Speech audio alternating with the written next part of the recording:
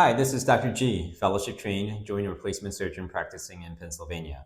Today I'm going to talk about 5 things that you might want to know before going ahead with total knee replacement.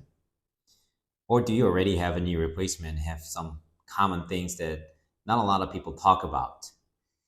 As you see, we're good about talking about severe complications after knee replacement, but there are 5 common things that can happen very frequently to people who have undergone total knee replacement.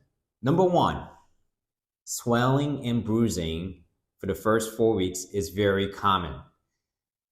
I'm sure your surgeons might have told you about how painful it is and how swollen it can be after knee replacement.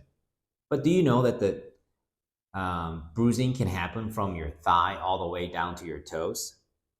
The reason why you're having this bruising is because during the surgery, the bleeding happens and the blood accumulates in the direction of gravity. So you can have bruising on the bottom of your foot, sometimes between your toes, and it's very common to see that. I often get comments from the patients that they get all this bruising and is there something to worry about? I would say that it's actually very common unless you're having a severe swelling and pain in your calf that sometimes we're worried about blood clot. I say we shouldn't really worry so much about bruising. Second thing, a lot of people cannot kneel after knee replacement. People say, or the studies have shown that 50 to 80% of knee replacement patients have difficulty or inability at all to kneel. Is this a very important? Meaning, is a kneeling very important for you to do a yard work or sometimes a kneeling for religious purposes?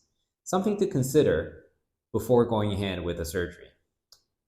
3, numbness around the incision.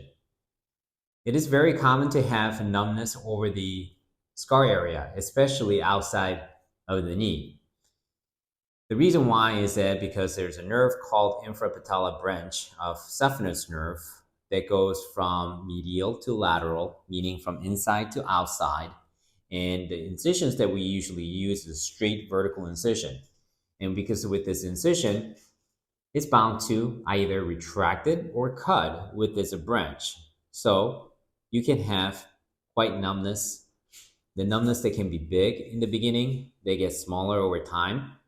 And usually it doesn't affect your daily activities. But sometimes it can have some um, functional outcomes for patients who always have this numbness up to a year or more than that. 4, sleeping problem after knee replacement. Usually the sleeping problem is not bad in the first few weeks because you're taking your pain medications, um, you get your pain under control, but after a while, after you stop taking your narcotics, your pain medications, but still having some discomfort in your knees, the sleep can be a problem. Um, Please talk to your doctor about this issue, but in my practice, it's been always a hard issue to deal with it, especially around week 4, week 5, week 6, that people are having sometimes a difficulty sleeping. This is something that we constantly work on and try to understand better about why this might be it.